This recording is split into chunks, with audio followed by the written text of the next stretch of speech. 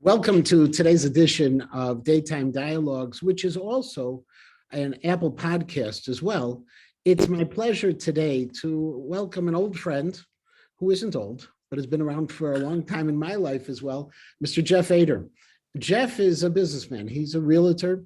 He is, more importantly, a person who is an agent of change in our world. And I'll just give you some quick examples before I start even asking Jeff about it. He founded the Jewish Baseball Museum. He created Milt's Barbecue, which is one of the great restaurants in Chicago, created a school called the Wolcott School, is a supporter of United Hatzalah, helped save Afghanis after the Taliban took over Afghanistan. And that's a small list of what he has done. And so, Jeff, thank you very much for giving me your time today. Yeah, thanks for having me. I look forward. So let me ask you a simple question. And it's the one we actually mentioned a moment ago before we went live. All of these fascinating things you've done in life, there aren't a lot of realtors who do those kind of things. What got you involved in all of these things? What's behind it all? It was interesting. I lost my mother about a year ago, and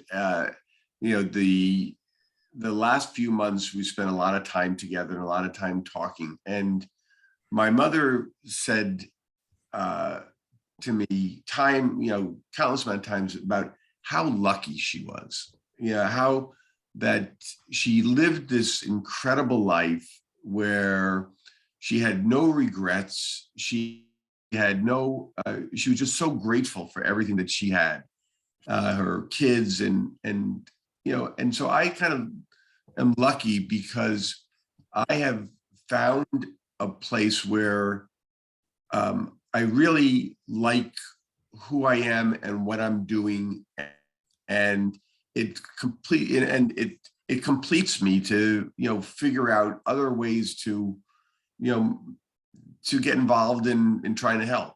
And so for me, the other part of it was that it wasn't always this easy. I came from a spectacular family, but, I struggled as a kid. I struggled with learning issues. I struggled with, significant behavioral issues. And it took me a while to kind of get my grounding and my balance. And one of the things that came of it was I always loved the underdog. I always wanted to fight for the underdog. I always hated the bully. And so I've taken on projects that in my mind were always ones which were fighting on behalf of the underdog. So let's go over for a moment to the rescuing of Afghanis. You partnered with some interesting people, including a chassid by the name of Moshe Margaretten, that long pass. I don't know if the two of you would be necessarily hanging out at Milt's together. And you also, a lot of it was funded by another unusual source, if I remember correctly.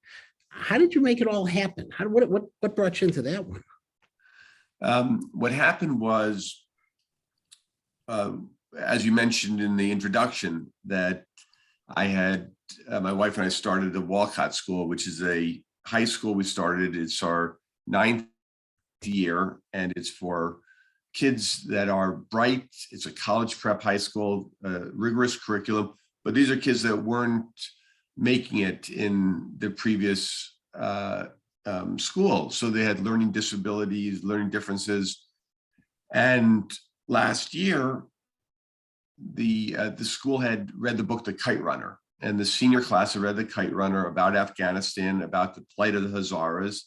And apparently after they read the book, they got in touch with a Afghani senior in high school from Kabul. And they did a couple of classes where they had Zoom classes where they talked about the life in Afghanistan, what it was like for him being a Hazara, and about his hopes for Afghanistan. So fast forward to August, and the Taliban is coming into Kabul, and I get an email from one of the teachers at Wolcott saying that the student who had talked with our students about the book feels that his life is in danger, and is there anything you can do to help him? Wow.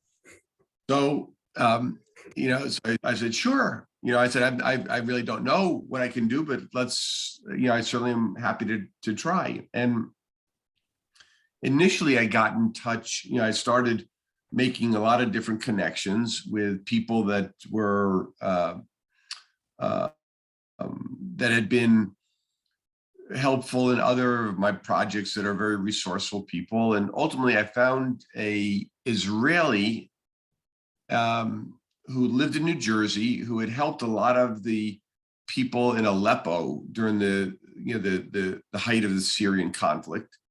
And he had got in touch with some smugglers, and what turned to my original family of one turned into 7 people. We were able to smuggle them out into Pakistan. And this was at a time when nobody was getting out of Afghanistan. The borders were all closed, and there have been very few countries willing, after the initial airlift, to take any Afghanis, fear of overwhelming their social service network and security issues. And so when people heard that I was able to get some people out, all of a sudden I started getting a lot more calls. And that's when I met Rabbi Moshe Margaretten, who is a Satmar Chassid, as you mentioned. And he has been a his good friend since then. He got involved in this because there was this one Jew that was left in Afghanistan, and his community said, you got to help get him out. The guy did not wind up, was not a great guy by any stretch. He was a very complicated person, but Rabbi Margaretten made a lot of contacts. And so with his help and in partnership with him, we got 27 people out initially through Pakistan, and then found them other places to go. And then in conjunction with Aleph, which is run by Rabbi Tzvi Boyarsky, we helped get another 300 people out. These were judges and their families, female judges, to Greece. So it was a really interesting, educational and harrowing sort of experience. I heard that one of the people who helped partner in this, providing a plane, was also another very well-known person. So that was a different, a little bit of a different story, which was that we had, Rabbi Margaretten had gotten out some women's soccer players, and they were in Islamabad, and he and I had become close with the head of the Afghani Women's Soccer Association, and she had contacted all of the Premier League soccer teams in England and to help support this group of young women. And they were ultimately granted asylum to go to the UK.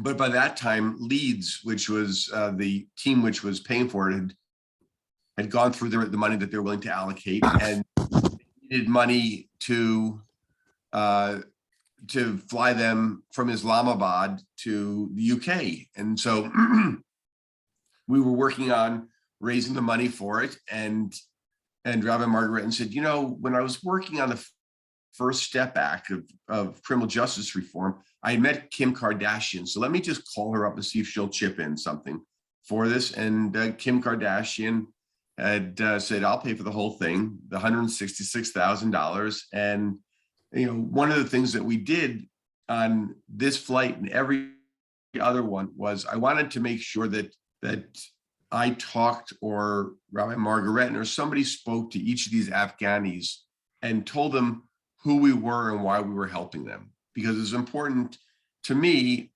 in addition to helping save lives, to let people know that I'm Jewish.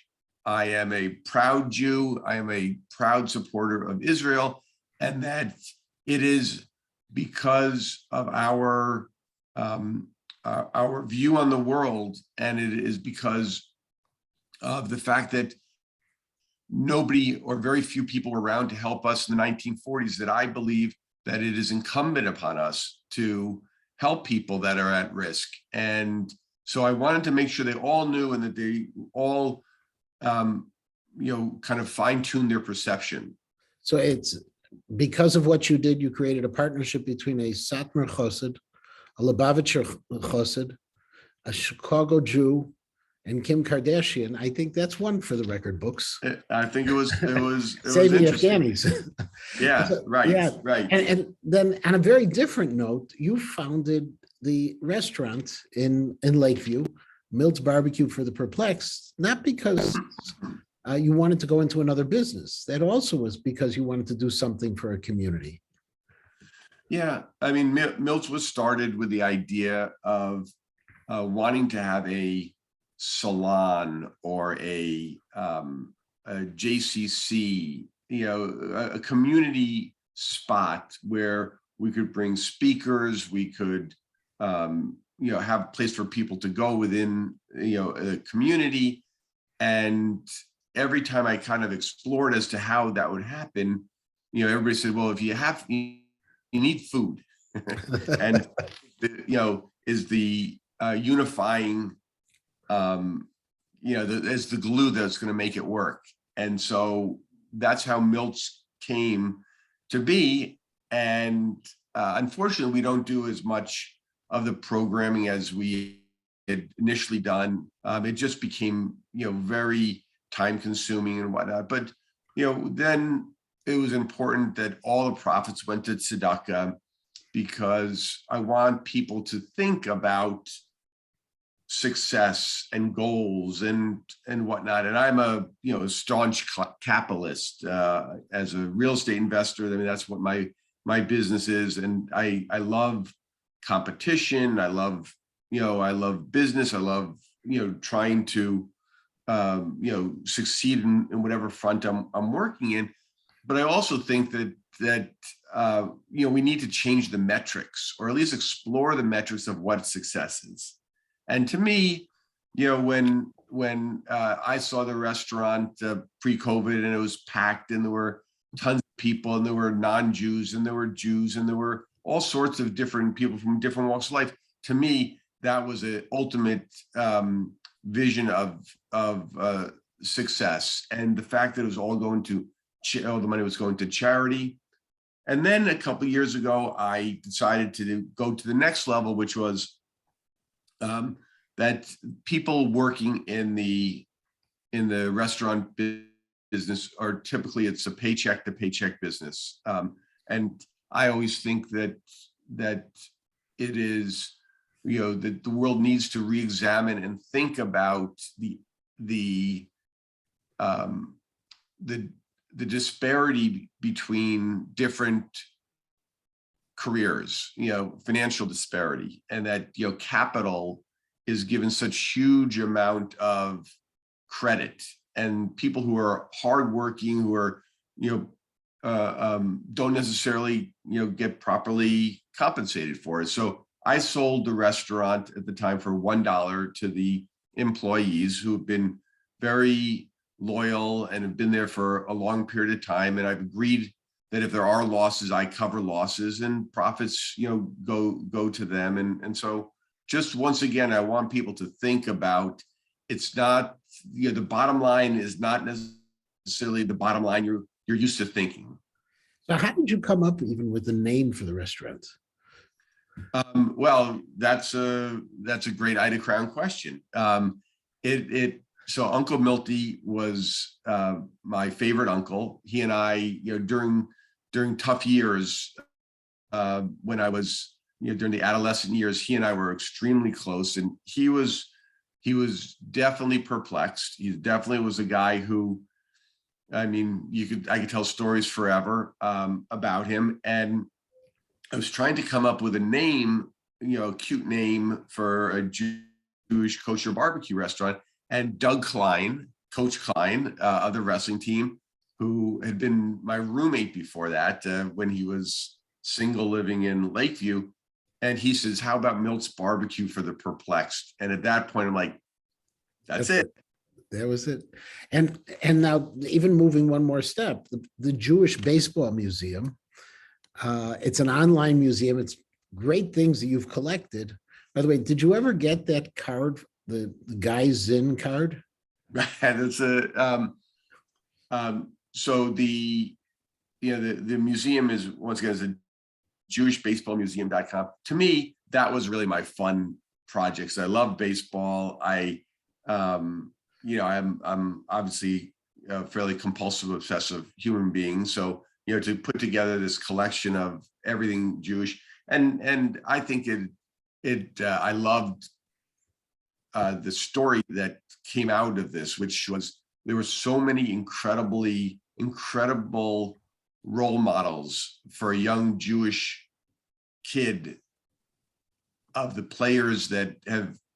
Jewish players that have played in the major leagues and the minor leagues and whatnot. And so there's some great stories, and on the website there are tons of stories that are well worth reading about, just besides Sandy Koufax not playing on Yom Kippur, there are dozens and dozens of other people. But the card you're referring to I have every baseball card that was made of a Jewish player, except there are about 14 that I'm missing out of the 2,500 pre-1988 cards. And one of them was a card by some guy, guy named Guy Zinn. Guy Zinn, there was one card put out in 1914, and there's only one copy of it left. And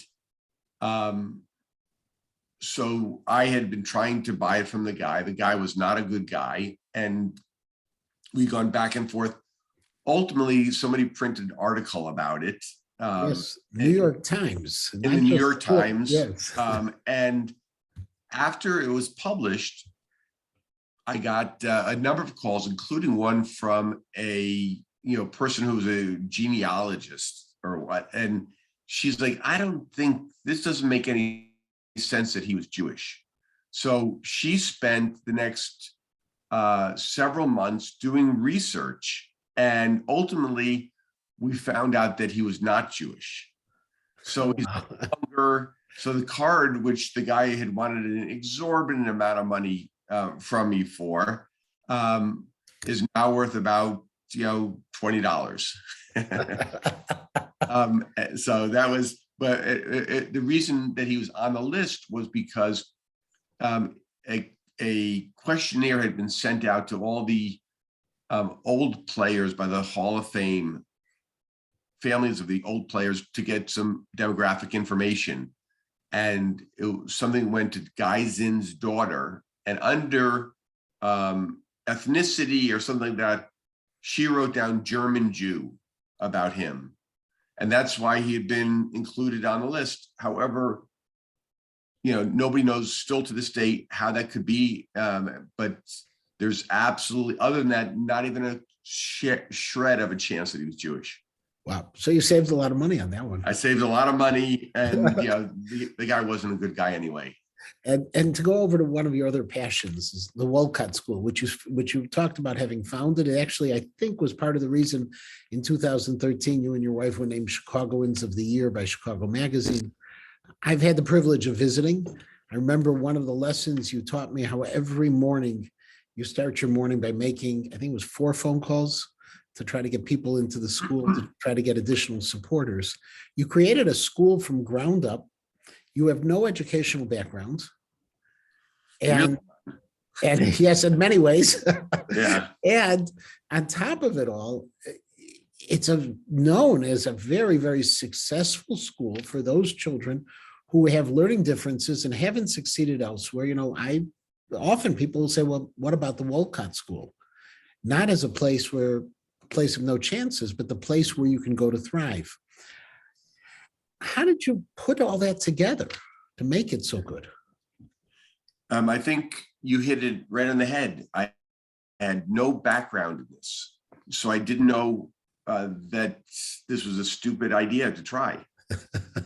And that was that we have our oldest daughter was struggling in school. She had gone to Hyde Park Day School, had gone to Roycemore. She started off at Bernard Zell, and we talked to somebody about when she was in 6th grade about what where we should be thinking about for high school, and he said, there's no good place for someone with your daughter's learning profile that you should probably think about sending her to a boarding school. And I looked at my wife, and she had a tear running down her cheek, and and I'm the don't worry, I'll take care of everything. And I said, why doesn't it exist in Chicago? And that's what we found out. It exists all around the country. And but when we talked to all of the neuropsychs and secondary educators and all the other people about why it didn't exist in Chicago, everybody said, because nobody's taken ownership. And I said, okay, I own it, and that we are going to, turn this. And it was interesting was initially people said to me, okay, you have your daughter, you have no other students. Why don't you rent space in a synagogue or a church, and then you'll build support and you'll get, and I said, you know what? I hear what you're saying, and it makes a lot of sense. I think it's the worst idea in the world, because the kids who are coming, we don't want them to feel that they're being punished because they're learning differences. We want them to come in and see the most beautiful school with the best faculty, with the most amount of,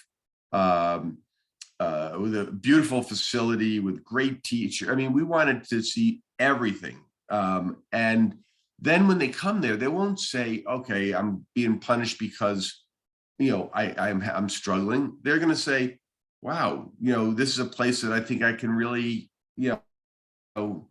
thrive and find success. And from my perspective, I understood something because I had gone through all of these same things. I'm dyslexic. I clearly have, tremendous ADD.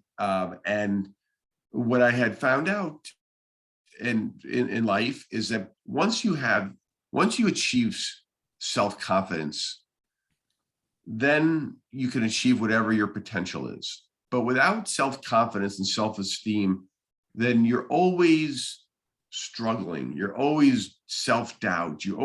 And so you need to be in a place where you can have successes, where you can feel good about yourself, where you can feel like, wow, I'm appreciated, I did well, because then you can thrive. And so I think that's what we created at Walcott. We built a brand new state-of-the-art gym a couple of years later, and Jennifer and I are actually being honored.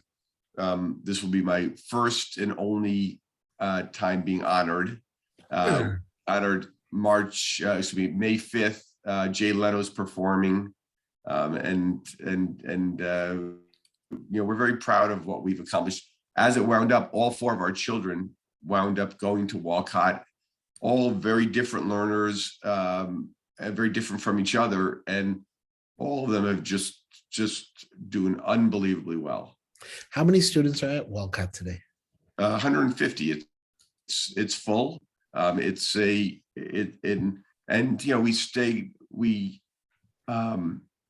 We've stayed true to 2 missions. One, which is that people had said to us early on that one of the problems with a school startup is that you kind of you allow people to come in that otherwise are not right fit, which we said, the primary issue of each of these kids has got to be a learning issue. There may be some behavioral or emotional issues that come along with that, but the primary issue. And the second thing is we wanted it to be very inclusive. And so every student that applies is accepted based upon our ability to serve them, not their ability to pay. And so, we provide a something which, the Jewish schools have done a wonderful, wonderful job at doing is, we're paying a huge amount of tuition assistance, but we think that's the right thing to do. So what's your next project?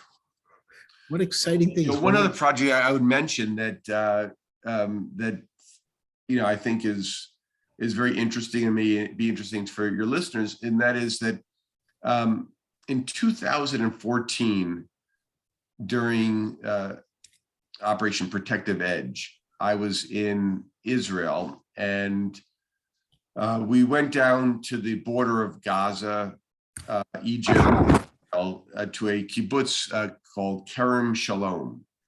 And when we went there during a ceasefire, the kibbutz was just about ready to close up. I mean, it really had suffered not only from a bad neighborhood, but also from years of lack of investment and whatnot. And I met some people there and really fell in love with the community and with the spirit. And so I came back a couple of years later, and the kibbutz had been taken over by the government, and they were turning the kibbutz into, I think, the only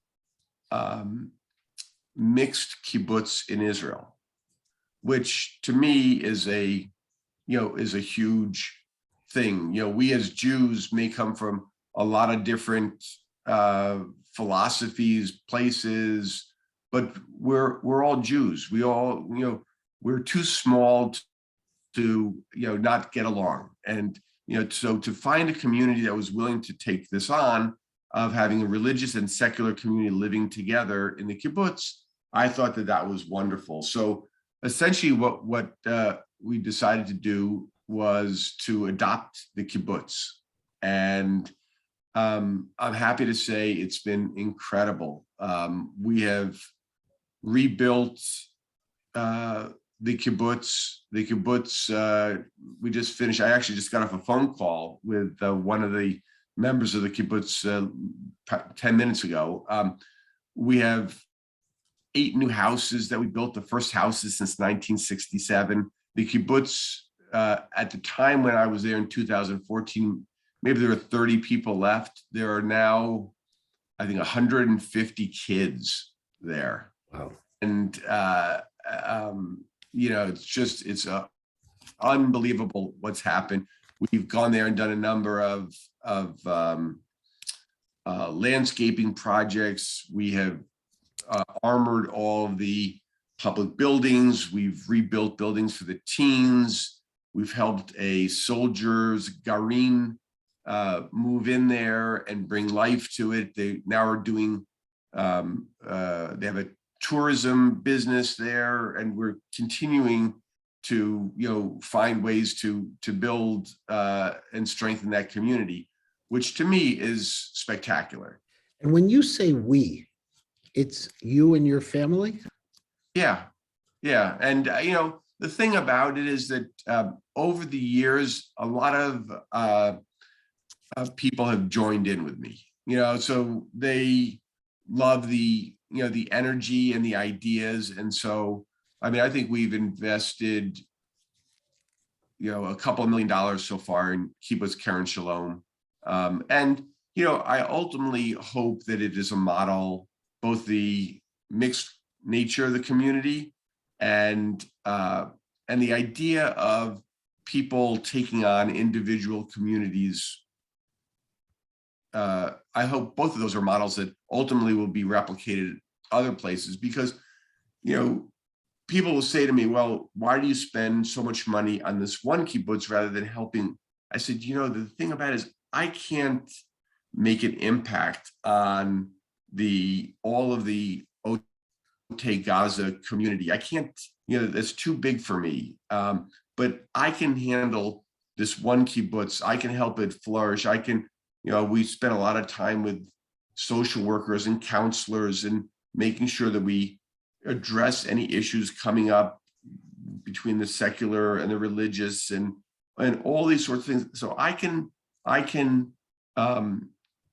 find the resources to handle, to deal with this. And I wanted to be an example. I wanted to be something that other people decide to take on.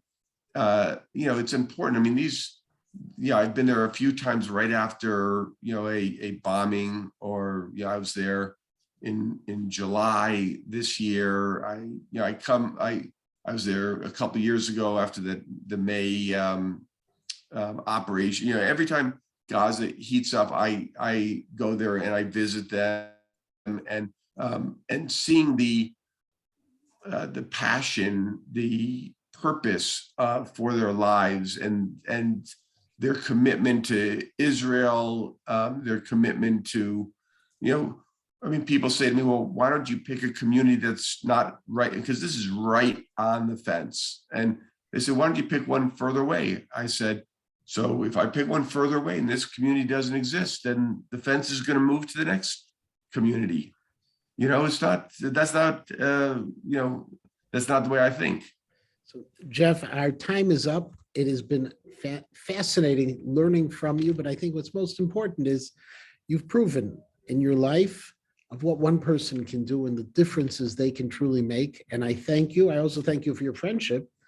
And I can't end this without saying hello to a dear friend of ours, Danny Harris, who hopefully is watching, and we'll give him a quiz later on to make sure that he's picked up on all these important points. Please do. So have a wonderful day, and thank you so so very much. It was my much. pleasure. Thanks for having me. Bye-bye. Shabbat shalom.